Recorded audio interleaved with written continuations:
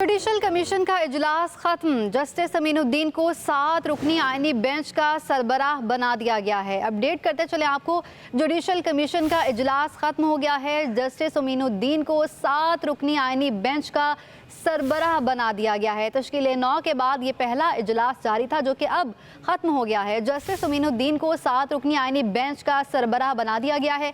वसीम मलिक हमारे साथ मौजूद हैं, उनसे तफसीलात हासिल करेंगे। वसीम मलिक, अपडेट कीजिएगा।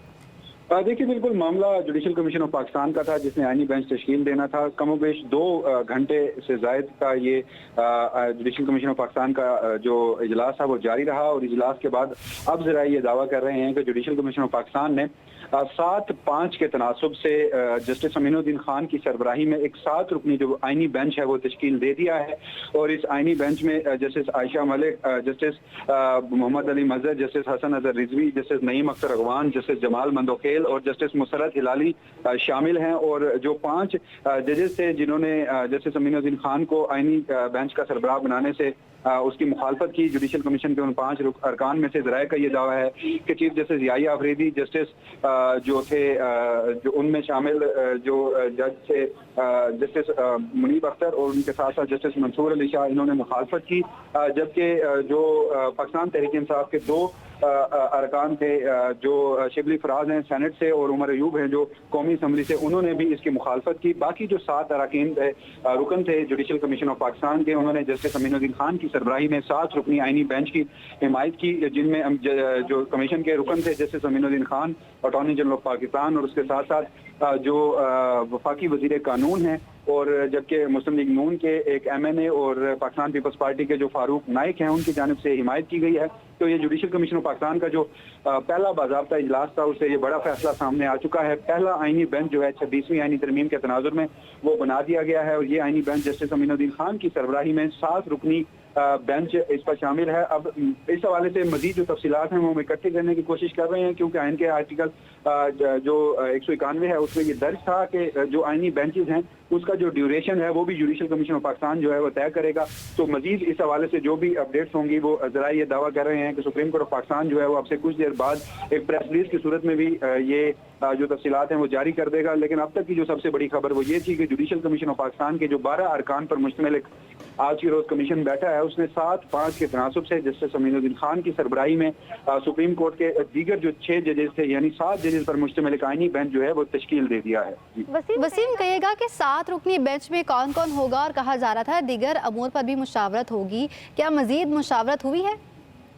ये जो 7 रुकनी आईनी बेंच है उनकी जो सरबराही कर रहे हैं वो तो सुप्रीम कोर्ट के सीनियरिटी पे 4थे नंबर पर इस वक्त जस्टिस अमीनुद्दीन खान है वो सरबराही कर रहे हैं। जबकि जो जस्टिस आयशा मलिक हैं, जस्टिस हसन अजहर रिजवी हैं, जस्टिस मोहम्मद अली मजहर हैं, जस्टिस नईम अख्तर अगवान हैं और उनके साथ साथ जस्टिस जमाल मंदोखेल और जस्टिस मुसरत हिलाली जो है उन्हें आईनी बेंच का जो सरबराह है आईनी बेंच का जो हिस्सा है वो बनाया गया है जस्टिस अमीनुद्दीन खान की सरबराही में।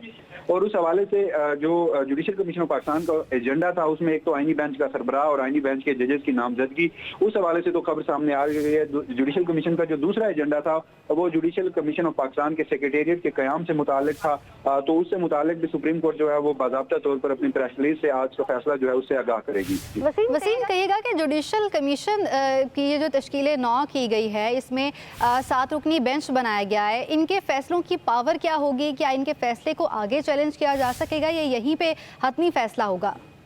और देखिए, जो 26वीं आईन तरमीम की गई थी उनमें जो सुप्रीम कोर्ट ऑफ पाकिस्तान के बुनियादी दायरा अख्तियार थे उनमें जो तरमीम थी उनसे मुतालिक जो सुप्रीम कोर्ट ऑफ पाकिस्तान का आज के रोज आईनी बेंच तश्कील दिया गया है ये सुप्रीम कोर्ट ऑफ पाकिस्तान में दायर होने वाली 184 जो आईनी दरख्वास्त थी और उसके साथ सुप्रीम कोर्ट ऑफ पाकिस्तान में अगर कोई लिखत जो है वो किसी कोई रेफरेंस फाइल करते हैं या इसके साथ साथ जो दीगर इस हवाले से मामला थे या हाई कोर्ट की वो अपीलें जो किसी भी से उसमें आईनी सवाल दर्ज होगा तो वो ये आईनी बेंचेस जो हैं जो जस्टिस अमीनुद्दीन खान की सरबराही में किया गया है उसके ऊपर वो इस तरह के मुकदमात जो हैं उसके ऊपर समाप्त करेंगे। जी वसीम, कहिएगा कि PTI की जानिब से उमर अयूब और शिबली फराज भी मौजूद थे, क्या उन्होंने इत्तेफाक किया सरबराह जो जुडिशल कमीशन का बनाया गया उस पर?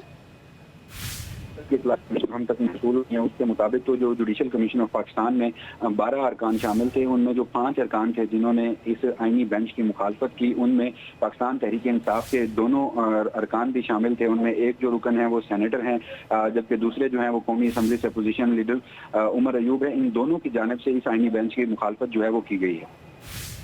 ठीक है, मुखालफत की गई है दोनों की जानिब से। उमर अयूब और शिबली फराज भी मौजूद थे।